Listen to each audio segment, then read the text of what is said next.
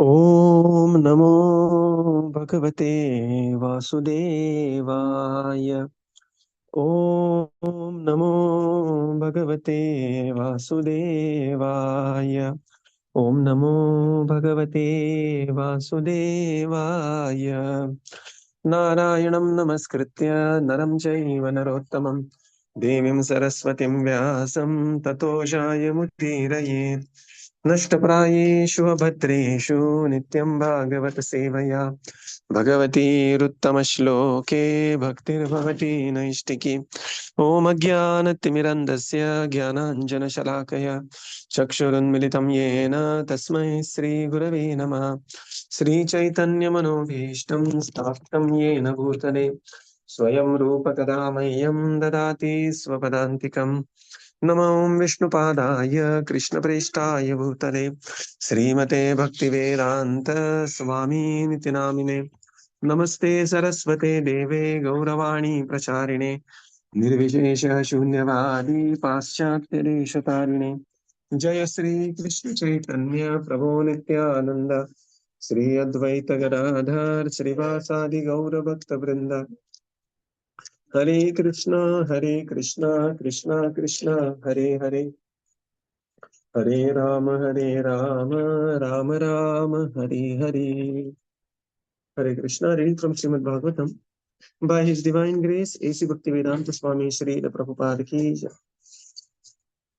We are reading from Canto 4, Chapter 8. Dhruva Mahārāja leaves home. So we are in the section where Dhruva is receiving instructions from Narada Muni, and Narada Muni is advising Dhruva that he should be going to Madhuvan, and there he should be conducting his practices of tapasya. Right. Yes.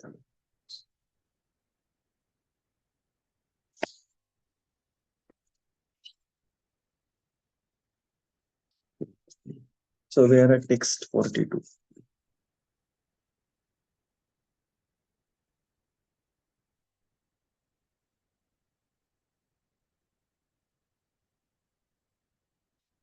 Yes. So we'll just recite this verse, very beautiful verse. Tattatagaccha bhadram te तत्ताशुभद्रे yamunaya tatam shuchihi यमुनायास्ततं Shuchi punyam madhuvanam yatra पुण्यं मधुवनं यत्र sanidhyam nityada harihe. सान्निध्यं नित्यदा हरेः. Translation. My dear boy, I therefore wish all good fortune for you. You should go to the bank of the Yamuna, where there is a virtuous forest named Madhuvana, and there be purified. Just by going there, one draws nearer to the Supreme Personality of Godhead who always lives there. Purport. Both Narada Muni and Sunīti, the mother of Dhruva Mahārāja, advised Dhruva Mahārāja to worship the Supreme Personality of Godhead. Now, Narada Muni is especially giving him directions how this worship of the Supreme Person can quickly fructify. He recommends that Dhruva Mahārāja to go to the bank of the Yamuna, where there is a forest of the name Madhuvana, and begin his meditation and worship there. Places of pilgrimage yield a special advantage for a devotee in quickly advancing in his spiritual life. Lord Krishna lives everywhere, but still it is very easy to approach him in holy places of pilgrimage because these places are inhabited by great sages. Lord Sri Krishna says that he lives wherever his devotees are chanting the glories of his transcendental activities. There are many places of pilgrimage in India, and especially prominent are Badrinarayan, Dwaraka, Rameshwaram, and Jagannath Puri. These sacred places are called the four Dhamas. Dhama refers to a place where one can immediately contact the Supreme Lord. To go to Badrinarayan, one has to pass through Hardwar on the path to the Supreme Personality of Godhead. Similarly, there are other holy places of pilgrimage such as Prayaga, that is Allahabad, and Mathura, and the topmost of them all is Vrindavan. Unless one is very advanced in spiritual life, it is recommended that he live in such holy places and execute devotional service there. But an advanced devotee like Narada Muni, who is engaged in preaching work, can serve the Supreme Lord anywhere. Sometimes he even goes to the hellish planets. Hellish conditions do not affect Narada Muni because he is engaged in greatly responsible activities in devotional service. According to the statement of Narada Muni, Madhuvana, which is still existing in Vrindavan area in the district of Mathura, is a topmost sacred place.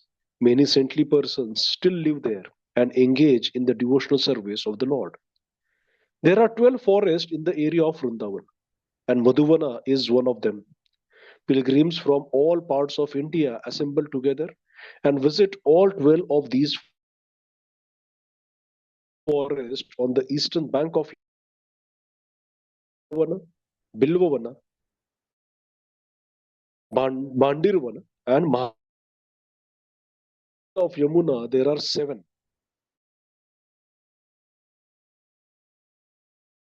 Bahulavana, Kamyavana, and Vrindavan forest. They are bathing places. They are listed as follows. Number 1, Avimukta, Adhiruta, Guhya Tirtha, Prayaga Tirtha, Kanakhala, Tinduka Tirtha, Surya Tirtha, Vataswami, Dhruva Ghat, that is Dhruva Ghat, where there are many nice trees of fruits and flowers, is famous because Dhruva Mahārāja meditated and underwent severe penances and austerities there in an elevated spot. Rushi Tirtha, Moksha Tirtha, Buddha Tirtha, Gokarna, Krishna Ganga, Vaikunta, Asikunda, Chatu Samudrika Kupa, Akrura Tirtha. When Krishna and Balram were going to Mathura in the chariot driven by Akrura, all of them took baths in this ghat. Yagnika Viprasthana, Kubja Kupa, Rangasthala, Manchasthala, Malaya, Malya Yuddha Sthana, and Dasha Swamedha. Hare Krishna. Yeah. So now Narad Muni says, Tattata gaccha bhadram te yamunaya tatam shuchihi punyam madhuvanam yatra sanidhyam nityadaharehe.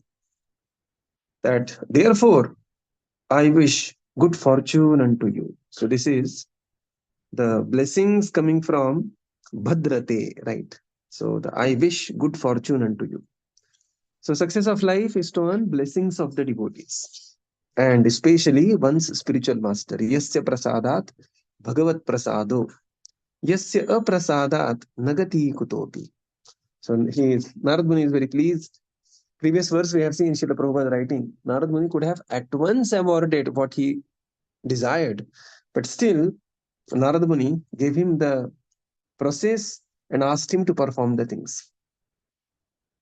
He asks him to go to Madhuvan, which is specially purified, and just by going there, one draws nearer to the Supreme Lord who always lives there. In the purport, Srila Prabhupada explains both Narada Muni and Sunīti wanted Dhruva Mahārāja. Now Dhruva has become Dhruva Mahārāja. Just by the determination to worship, he has become Dhruva Mahārāja. Sometimes, we may say Maharaj means like, some very, very aged or old personality, and he's a 5-year-old.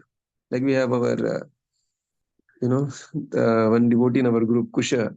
He's 5 years old, 6 years. Call him Kush Maharaj. So like that he is Dhruva Mahārāja.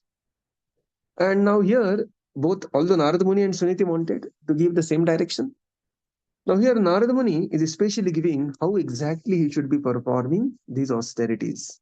That is recommending to go to the banks of Yamuna, where there is a forest called Madhuvan, and begin your meditation and austerities at that place. Srila Prabhupada mentions that places of pilgrimage yield a special advantage for a devotee in quickly advancing in spiritual life. And therefore, Bhaktivinoda Thakur, he writes this song that wherever Gaura Amara Je Sabastane Brahmana Korilo Range Se Sabasthana Heri Bho Ami Bhakati Pranaya Sange. That wherever Chaitanya Mahaprabhu has visited, that Shuddha Bhakata song Anukul, what are things Anukul are? Visiting the places of pilgrimage, especially in the association of devotees, is very, very Anukul to Bhakti. Recently, we had His Holiness Radhanath Maharaj taking almost 12,000 devotees to Vrindavan, to Jagannath Puri, to different parikramas goes on like that. His Holiness Lokanath Maharaj has his, the 84 course Vrindavan parikrama, which lasts for 30 days. And then there are similar parikramas in Mayapur, So visiting a holy place with a great personality in the association of devotee can yield very quick advancement in devotional life.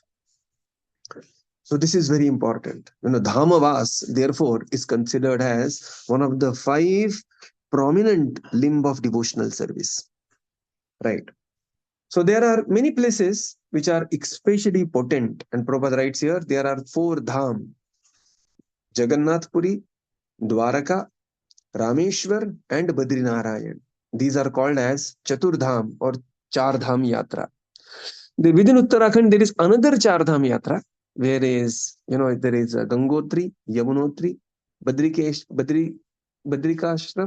and Kedarnath.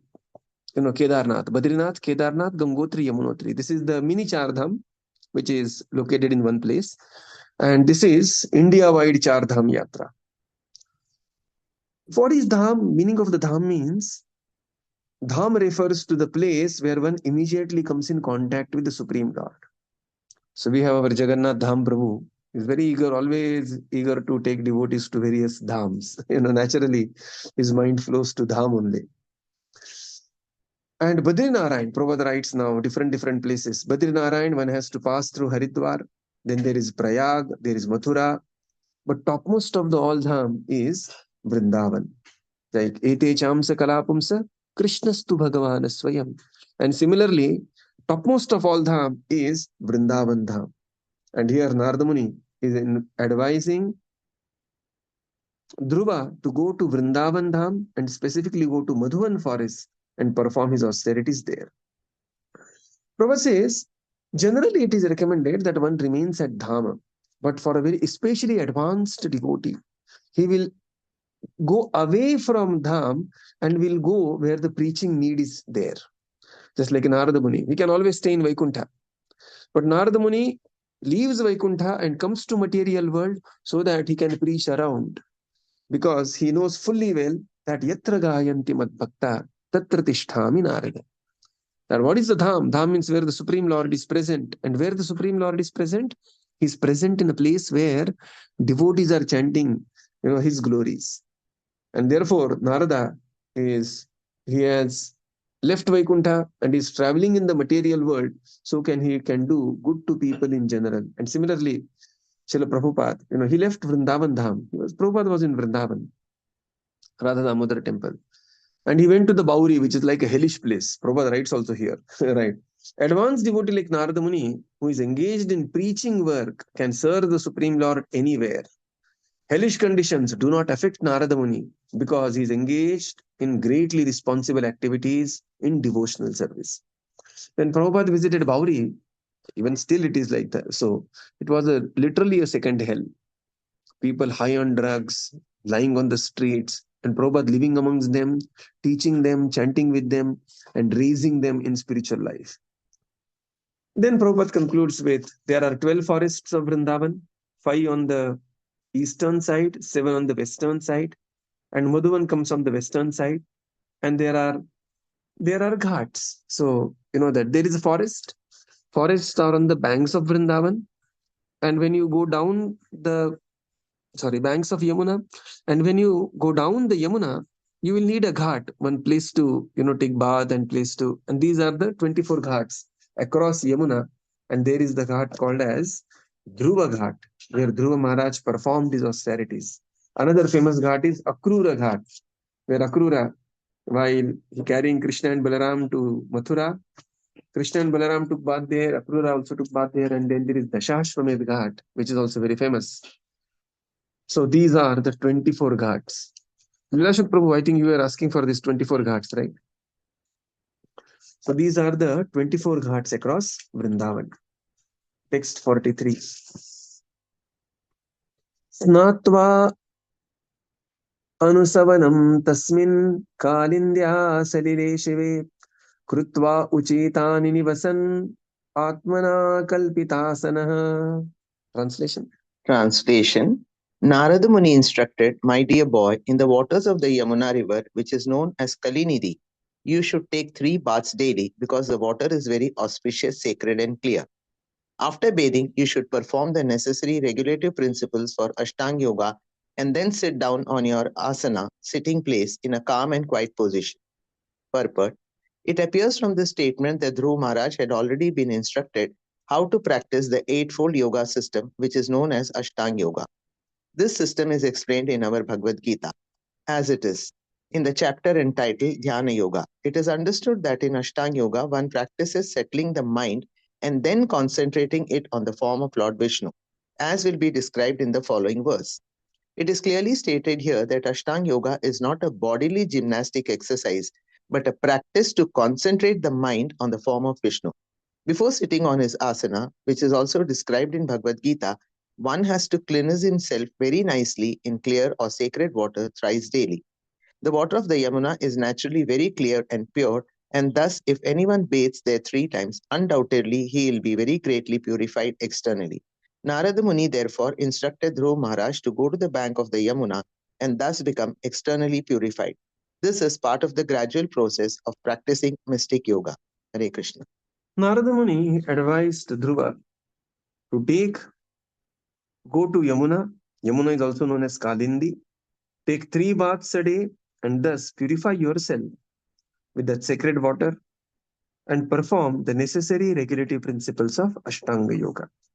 In the purport, Srila Prabhupada explains, Dhruva was already aware of the Ashtanga Yoga system, which is very elaborately described in Bhagavad Gita, which talks about how a yogi should visit a place, how he should Shucha Udeshe Pratisthapya. From there it begins, that what should be the asana, his eyes should be half closed, half open, and how he should concentrate.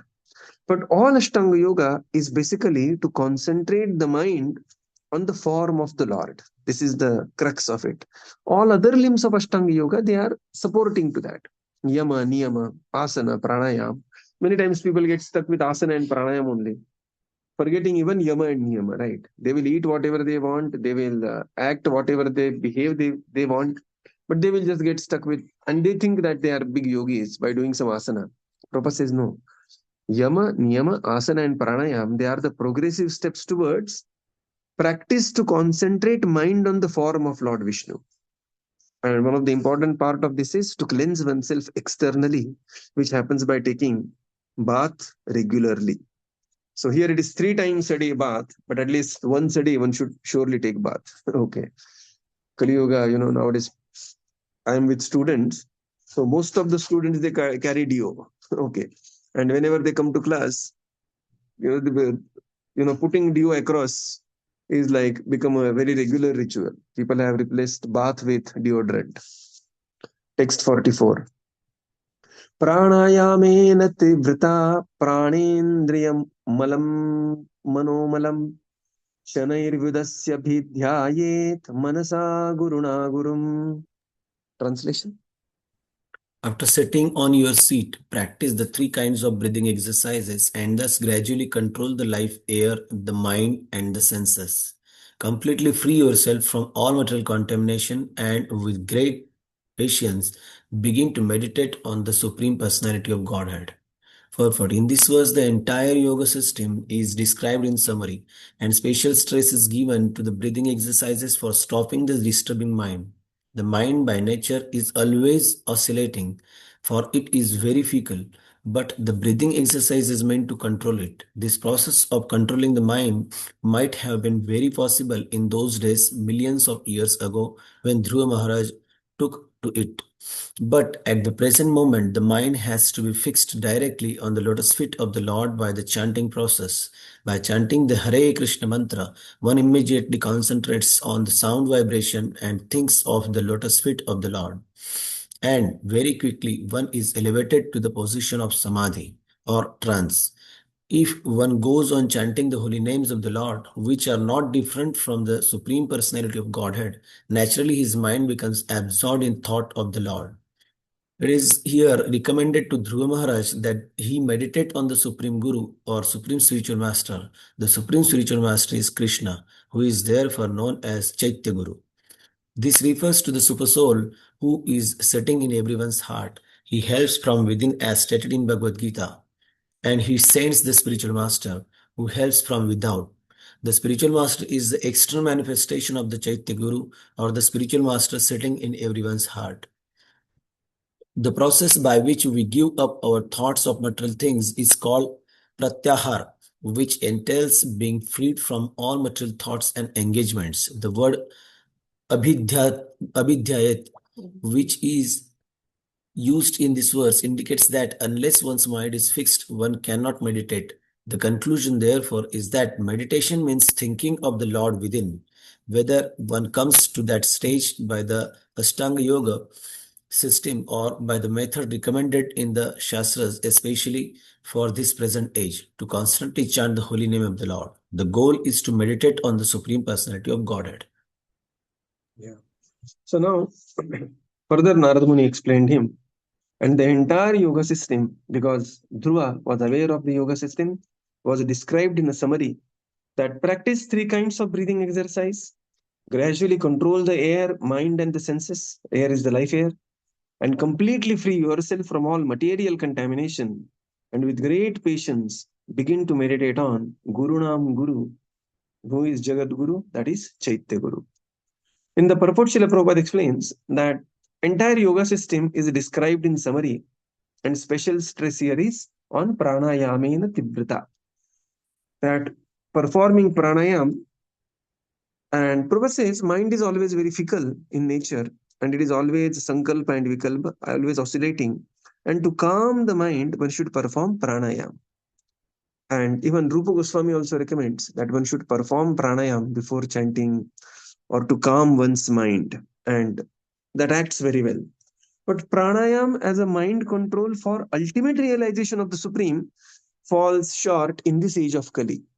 When the same yoga is recommended by Supreme Lord to Arjuna, Arjuna flatly refuses. He says that, my dear Lord, what kind of yoga you are describing me? It is extremely impossible. Chanchalam himana Krishna, pramati balavadram, yasyaham nigraham manne, vayoriva sudushkuram. And therefore, attaining the Supreme by pranayam is not possible in this age. In this age, the best recommended method is chanting of Hare Krishna Mahamantra. Hare Krishna, Krishna Krishna, Hare Hare, Hare Rama, Rama Rama, Hare Hare. And naturally, one's mind will be absorbed in the thoughts of the Supreme. The Lord is referred here as Gurunam Guru. So Gurunam Guru is the Jagat Guru, who is the Chaitya Guru, who is Antaryami in the heart of everyone. And the same Chaitya Guru manifests externally as the spiritual master. That doesn't mean spiritual master is God, but spiritual master is representative of God, who is giving the same instruction as the Lord who is sitting inside. We have no connection with the Lord inside, and therefore Guru manifests to give the instructions from outside. And then Srila Prabhupada explains the process of pratyahara, that is to give up our thoughts of material things, and also avidhyayit. And thus meditation means thinking of the Lord within. And this is the goal of meditation. In the previous age, the meditation was to be done through pranayam and then think of the Lord. But in the current age, the best possible method is to chant the holy names of the Lord and thus meditate on the Supreme. Text 45. Very beautiful verse. We just recite this. Now, what is from 45 to 51? Dhruva is supposed to meditate on the Supreme, and there is description of Lord's form for meditation. See, so many times there will be description of Lord's form again and again. Bhagavatam, takes an opportunity to explain the form of the Lord. And these are such beautiful verses, extremely beautiful verses. And these verses are very beautiful because Narada Muni is describing these verses, the form of the Lord, to a child, Dhruva, who is 5 years old. Right? So whenever you want to explain to the child, you will explain in the simplest possible, most lucid way. And therefore, these verses are also very beautiful and amazing, that, this is how the form of the Lord is. So this is 45 through 51. Text 45 will recite this. Prasadabhimukam shashvat Prasadabhimukam shashvat Shashvat prasanna vadane kshanam prasanna Prasanna sunasam subhruvam charu sunasam Sunasam subhruvam Subhruvam charu Charu kapolam surasundaram. kapolam Kapolam surasundaram. Surasundaram. Translation. The form of the Lord is described herein. The Lord's face is perpetually very beautiful and pleasing in attitude. To the devotees who see him, he appears never to be displeased, and he is always prepared to award benedictions to them. His eyes, his nicely decorated eyebrows, his raised nose, and his broad forehead are all very beautiful. He is more beautiful than all the demigods. Perfect. This verse clearly explains how one has to meditate on the form of the Lord. Impersonal meditation is a bogus invention of modern days. In none of the Vedic literatures is impersonal meditation recommended. In Bhagavad Gita, when meditation is recommended, the word matparaha, which means pertaining to me, is used. Any Vishnu form pertains to Lord Krishna because Lord Krishna is the original Vishnu form. Sometimes someone tries to meditate upon the impersonal Brahman, which is described in Bhagavad Gita as avyakta, meaning unmanifested or impersonal. But it is remarked by the Lord himself that those who are attached to his impersonal feature of the Lord suffer a very troublesome task because no one can concentrate on the impersonal feature. One has to concentrate on the form of the Lord, which is described here in the connection with Dhruva Mahāraja's meditation. As will be apparent from later description, Dhruva Mahārāja perfected this kind of meditation and his yoga was successful. Yeah. So now Dhruva, Narada Muni is giving this description to Dhruva, the form of the Supreme Lord. Prasadabhimukam shashvat, always prepared to offer causeless mercy to devotees. Then prasanna vadane kshanam, he has a very joyful face and a glance. So face is joyful, glance is also very encouraging and joyful. Right. Sunasam subhruvam charu, he has a beautiful nose and eyebrows and his forehead. Kapolam surasundaram, and he has a beautiful forehead and is far more beautiful than all the devata. This is the form of the Supreme Lord. In the purport, Srila Prabhupada explains that this shloka talks about how to meditate on the form. Sometimes people have invented this modern day some bogus procedure of impersonal meditation. That you meditate on shunya, you meditate on nothing, you meditate on, try to hear the sound of silence or something like that. But the point here is, and that's why a genuine acharya will become very angry, and Prabhupada will call, oftentimes Prabhupada used to say, these fools and rascals. Why Prabhupada is so angry? Because the process of meditation is supposed to meditate on such a beautiful form of the Lord, and the so-called spiritualist take the Lord out of the picture and replace it with some shunya or nirvishesh or something like that. Right? And therefore, the acharya like Srila Prabhupada will call them as a dishonest man. And dishonest man in the contemporary language was known as rascal. Okay. Nowadays, there is a big discussion on Reddit or something like that. Why Prabhupada is calling people rascal? So, rascal literally means dishonest person. And 50 years back, 60 years back, when Srila Prabhupada wrote the purports, rascal was a very, very cool word that time. Like, mother also will call the child, hey, rascal, you have taken the ghee. I have seen you, taking some makhan. So, rascal was a very, just like, these days, chill bro is a very cool word. But 50 years down the line, the chill bro may become, very offensive word. We don't know how it is going to be used. So, and that's why here Srila Prabhupada is very angry. That's such a beautiful form of the Lord when he's supposed to meditate on Prasada Vimukam Shashvat, Prasanna Vadanekshanam, Sunasam Subhravam Charu, Kapolam Surasundaram. And you remove the God and you replace it with some, you can meditate on anything. You can meditate on jhadu, you can meditate on car, you can meditate on keys, you can meditate on chappal. Some object you need to meditate. And Prabhupada will say, Rascal, what kind of meditation you are teaching? Patanjali is talking about the form of the Supreme Lord. Narada Muni is talking about form of the Supreme Lord. And that's why Prabhupada is angry. Right? Of course, we cannot become angry because we don't have that authority. But we should understand the anger of Srila Prabhupada. Here, Prabhupada says, if impersonal meditation is to be recommended, then Lord himself has recommended that it's extremely dangerous and troublesome path. Klesho adhikatarastesham avyakta asakta chetasam avyakta hi gatir dukkham dehavadbhir avapyate. Dhruva approached a genuine spiritual master. He received genuine method and he got the genuine result that he perfected his meditation and saw the same Supreme Lord as was described by Narada right in front of him at the conclusion of the meditation. So we will conclude here and continue tomorrow. Srila Prabhupada ki jai, Gaura Bhakta Vrinda ki jai. Thank you, Prabhupada. Thank you, everyone. Hare Krishna. Thank you, Prabhuji. Thank you, Prabhupada. Thank you, Prabhuji. Thank you, everyone. Hare Krishna. Thank you, everyone. Hare Krishna. Thank you, Prabhuji. Hare Krishna.